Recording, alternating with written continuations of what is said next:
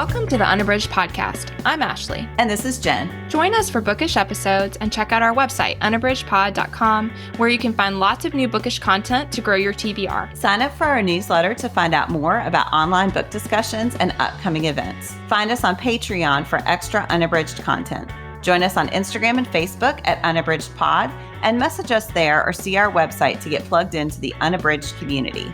You want opinions about books? We've got them. Hey, and welcome to Unabridged. This is episode 312. Today, we're discussing cozy mystery recommendations. And before we get into that, we wanted to remind you that we do have a shop with bookshop.org. There's a link in our show notes. If you go to bookshop.org/shop/unabridgedpod, anything you purchase from that space, whether it is linked from us or not, we do get an affiliate benefit for that because we partner with them, and we really appreciate your support. That is a really easy way to support us and also support independent bookstores. Before we get into our cozy mystery recommendations, we want to do our bookish check-in. Jen, what are you reading? So I've been on a bit of a nonfiction kick lately. So this is a nonfiction recommendation that would work for our Unabridged podcast reading challenge. It is Edward Humes' Total Garbage: How We Can Fix Our Waste and Heal Our World. This one I'm doing as part of a buddy read with our good friend at Read with Tony. If you want to check her out on Instagram, she always has good stuff. So this is what the title says. Basically, it's an examination of the way waste is such a part of our world and especially our lives as American citizens, and just how much we throw away and don't even think about it. And it's going into some misconceptions about recycling and just how much of what we send to recycling centers actually gets recycled. So it is definitely looking at the problem in more detail, but it's one of those books like this that I appreciate because it also offers actionable steps. So it's not just diagnosing the problem, it's also providing ideas for things that you can do and looking at other people who have really advocated for making a difference here. So one of the very first chapters is about a man who was walking through his neighborhood with his son and started looking at his neighbor's recycling bins and basically got an idea to see if he could figure out a way to recycle some of the things that, like batteries, that nobody's really sure how to recycle. So a lot of times they had a battery drawer and he just sort of collected old batteries because he wasn't sure what to do with them. And then eventually he was like, okay, this is not sustainable. So yeah, he created a successful business looking at the plastic covers that come in a lot of cardboard containers that you buy at the grocery store, or plastic straws, or just any number of things that you're like, oh yeah, that can't be recycled. So I guess I'm either going to keep it until one day when something magical happens or throw it away. I appreciate those books that both make the problem clear, but also offer maybe not whole-scale solutions, but things that I can do to make my impact better. So that is Edward Humes' Total Garbage: How We Can Fix Our Waste and Heal Our World. Oh, Jen, I hadn't heard about that at all. And that sounds really interesting. And yes, I like the ones that are oriented that way. Yes. Yeah, because we all know there are a lot of bad things right now. And some of them we can make a difference, which is empowering. What are you reading? So one of the things I'm reading is Taylor Jenkins Reid's Atmosphere. This one's been on my list and my hold came in and I was like, okay, I'm excited to read this. I love Reid's work and I had been waiting on this one because I had the impression that I'm reluctant to even say because I feel like Jen's face is going to tell me whether this is true, but I have the impression it's quite sad. So then I was like holding off in some ways because of that. But anyway, lately I've been enjoying books that are more impactful, even if they are sad. So when my hold came in, I was like, sure, I'll go for it. And this is about Joan Goodwin. So like a lot of Reid's books, you're operating on two different timelines. One is happening right there in the moment, and it's kind of a minute by minute account of what is happening during a NASA mission. And then it is the backstory of everything that leads up to the moment that is the present. And so we get to know Joan, and again, right at the beginning, like a lot of Reid's books, very intense situation, very compelling, of a crisis situation that is happening during the actual mission that Joan is supporting from the control center. And we're seeing that unfold.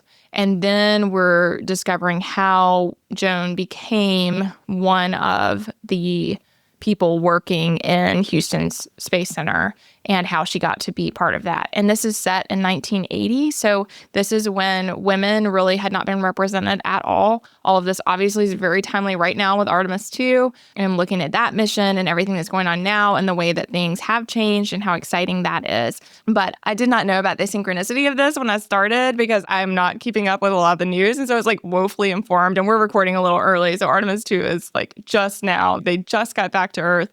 And so I did pause on this. I wanted to share because I'm really enjoying the book, but I did pause because I was like, oh, I don't know that I want to read an imminent crisis situation that is happening in space while our astronauts are out there exploring the other side of the moon. So I did take a little pause. But anyway, you get to know Joan, and what is unfolding is all of her experience leading up to becoming one of the astronauts. And again, in 1984, they are going on this mission, and you're seeing her from the control center, and she is trying to guide Vanessa Ford, who she has a very special relationship with that, again, is kind of unfolding as the book unfolds.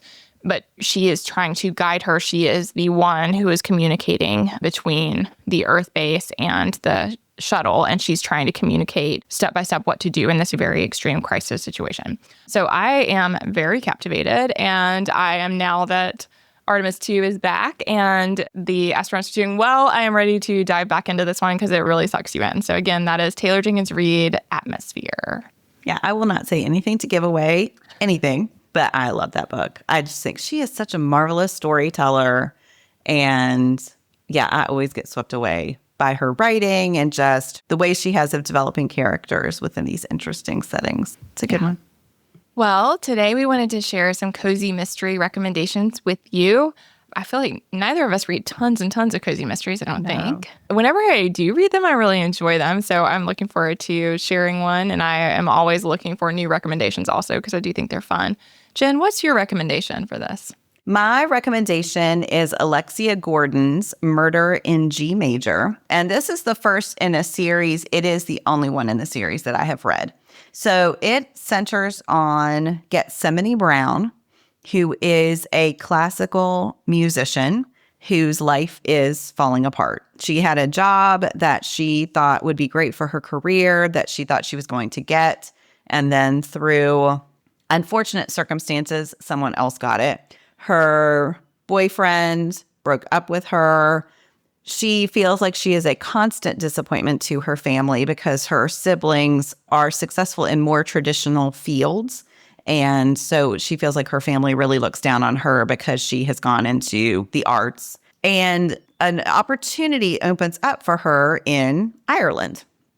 So she travels to Ireland. The job came with help finding a cottage that she could stay in. And she is going to be the teacher at a local private school where she will teach the boys this classical piece. And then they enter this competition, which is a really big deal among these schools that have this capacity, this orchestra capacity.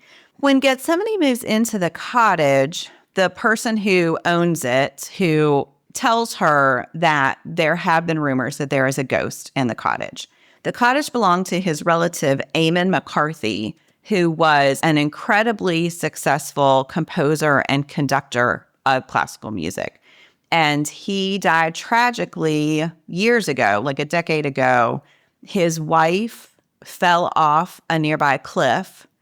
And then there's evidence that he committed suicide after her death. And some people think that he actually pushed her and that it wasn't an accident and that that's then why he died.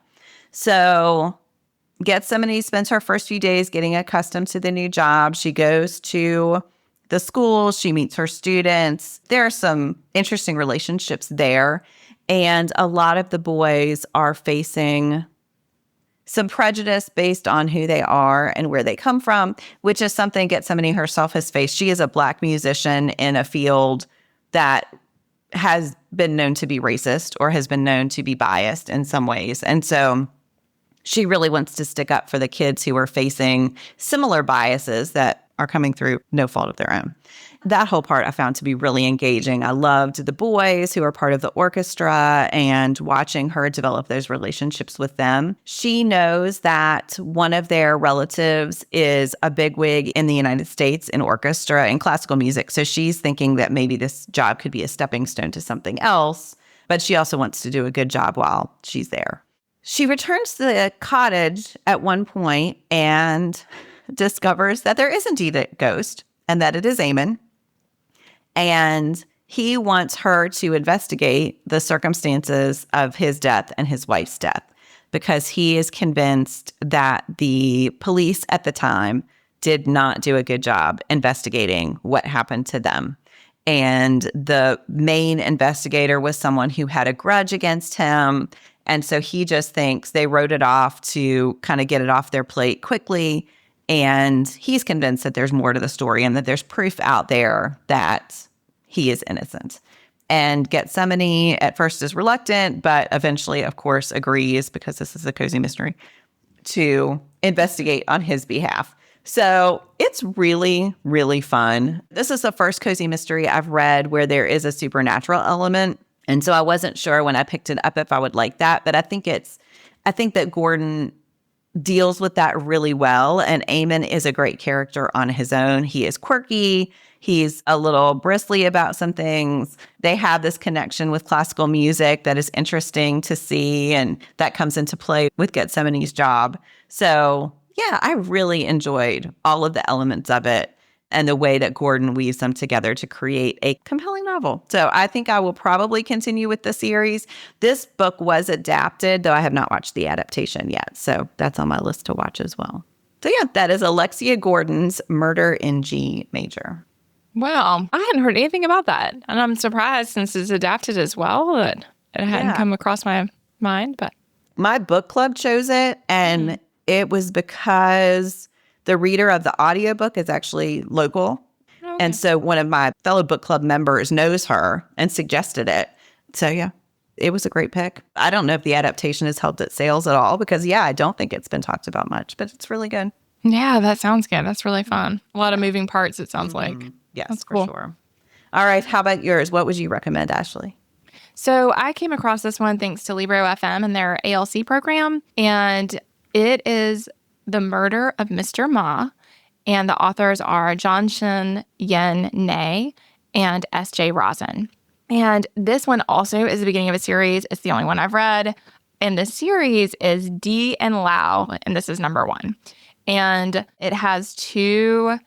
You get to meet Lau first, and he is a very shy academic who this is set in London in 1924, and he is a Chinese immigrant. And he lives in London and has this very studious academic life. And what comes to pass is that he gets roped into this situation where Judge Di Renji, he is in London at the time, but he's not normally in London, but he's very famous.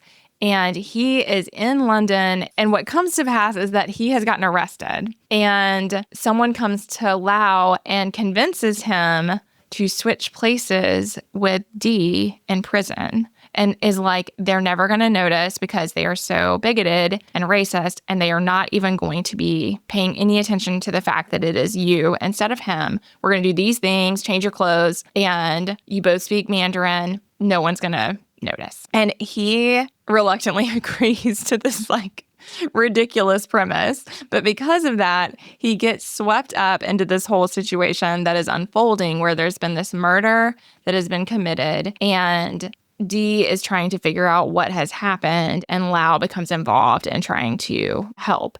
And what is unfolding is that Mr. Ma, the original man who was murdered, it's unclear at first, of course, why he was murdered, what was going on. But what happens is there's another death right after. There's a serial killing situation unfolding. All of them are Chinese immigrants who are being killed. The police, again, there's a lot of racism and a lot of lack of concern for the Chinese population in London. And so that is also influencing the way that the investigators and the police officers are handling the case. And all of that intensifies Dee's desire, and Lau, as he gets involved, their desire to try to solve this problem and stop this series of murders. And there are some other pieces that are really interesting as well. There's also a lot of fighting. Like both has the mystery component, but also is just like a very like action-packed book. And Dee has all of these very fascinating skills, can do all of these like incredible things. And so he's kind of larger than life, I would say, but he just is a very fun character. And Lau really respects him, but also is like kind of mystified by him. And then the other piece of it that I really appreciated, so I loved the cultural context. I thought that everything about the 1920s in London was really interesting, and the way that the Chinese immigrant community was interacting with the rest of the London society and like what that looked like. That piece was interesting. And then also Dee uses opium and all of that. As he was in the war, he was profoundly affected by the war. He has a lot of injuries that have sustained long-term impact because of it. And so he's an opium user. And Lau, who is not an opium user, is very judgmental toward that. I really appreciated that whole exploration. Also, I'm not sure I've read something that explores so thoroughly what was going on with opium. I mean, it just felt so much like the opiate experience that we have now, and the way that things are intentionally prescribed by medical professionals, but then result in these like, pretty horrific side effects of addiction and struggle with that disease. And so you see all of that in the book as well. And Lau lives in a boarding house with a couple of women who have let him come as a boarder. And like all of that was really interesting to explore as well. So I thought it was really fascinating. And again, it is The Murder of Mr. Ma, and it is by John Shin Yen Ne and S.J. Rosen. Oh, that sounds so good. I think I have this thanks to Libra FM as an ALC, so I'll have to move it up my TBR. It's really fun. I thought really well done and really compelling. And a lot of things going on that I thought were really interesting and well explored for the historical time period. That's cool. That's good. Well, we hope that you enjoyed those recommendations. We would be so curious to hear what your cozy mystery recommendations are. You can always let us know at Unabridged Pod on Instagram. And to end today, we're going to do our Lit Chat game. Jen, do you have a question for us? I do indeed. Do you have a to be read pile? And then it says, no one will judge you if it's an actual pile. And then there's a second question. How do you keep track of your reading queue? You can answer both if you want, or you can just pick one. Yeah, this is a great question. And I feel like it's something I really struggle with, especially because I don't have as much of a physical pile as I used to. I've tried to move, despite, you won't see the video version of this, but Jen can tell, like, despite all the books behind me, I really don't have that much of a physical stack anymore because I really do read a lot from Libby and on my e-reader. But of course, I still have a long list of things I want to read. I'm always trying to reorganize that queue, though. I think that's something I've really struggled with, is how to effectively keep up with what I want to read in a way that leads me to actually read it. And I think like what I wound up doing recently is I have a like top TBR list that I've been working my way through of ones that I'm just really dying to read. And that has been effective. Like, I mean, Atmosphere was on that list. Wild Dark Shore was on that list. How the Word Is Passed was on that list. So it was like ones that I've read recently that are really, really impactful books that I have really enjoyed in the last few months. But beyond that, I always have I'm marking want to read. I have a couple of like digital sticky notes that have long lists of things, but I don't have a great organizational system. So maybe this will be the year that I sort that out a little bit. We'll see. I'd love to hear what other people do. What about you, Jen? Yeah, I don't really have a pile because like you, I do read physical books, but that's a very small proportion of what I read overall. So I have a TBR list on Google Keep divided by month. And that includes things I'm reading for buddy reads, things I'm reading for the podcast, library due dates, when I get ARCs and I have to review those. I put all of that on there. And then physically, we have our unread books in our bedroom on 2 shelves. And every year I pick the 26 backlist and 2026 or, whatever it is. And I have those on a separate shelf. I have them loosely organized, like fiction, nonfiction, young adult. And then I try to put the ones that I'm most interested in reading because I have to double stack things, put them on the front stack. Yes, I may have a problem. Yeah, it's kind of random. Yeah, I had just like in Libro, I have a list called Priority that I put the books that I most want to listen to because I have some built up on there. I just have a lot of things in a lot of places. But the primary thing that drives my next reading is that Google Keep list, which is not necessarily driven by preference always. It's more by those external due dates and deadlines and challenges, which is something I'm always struggling to balance with. I just want to read what I want. Yeah, I put the things I'm reading for school on there just so I know what I have to read. And then by the end of the month, usually there's time for me to pick some just want to reads. Yeah, I like that idea about the month to month with the Google Keep. That seems like, because I have them on Google Keep also. But again, I have several lists, I feel like. And other than the one that is like the I absolutely want to read these list, the other ones aren't working very well. So maybe the month to month would help. And same that I have in Libro, I have it tagged interested. And then I have another tag that is to listen. And I try to make that one like the I absolutely want to, because sometimes the interested one is so long that I get overwhelmed and then I have trouble picking. And same that in Libby, I have TBR tags also. And so sometimes that helps me to choose the next one. But it's always a journey to. Yes. I know. And I wonder how many of you out there do have just a pile. And that does seem quite functional. But I think both of us are pulling from so many reading sources that the pile just can't be literal.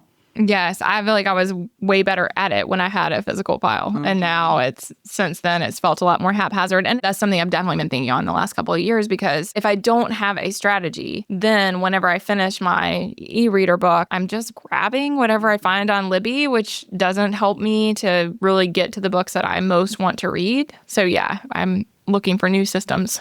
Yeah. Yeah. Well, thank you all so much for listening today. We hope you enjoyed our recommendations for cozy mysteries. Again, we'd love to hear ones that you recommend. I know this is an area where Jen and I both are always interested in new ones. And yeah, we'll see you next time. Thanks for listening. Thanks. Do you have comments or opinions about what you heard today? We'd love to hear them. You can find us on Instagram, Facebook, and Twitter at Unabridged Pod, or on the web at unabridgedpod.com for ways to support us. To get more involved, you can sign up for our newsletter, join a buddy read, or become an ambassador. Thanks for listening to Unabridged.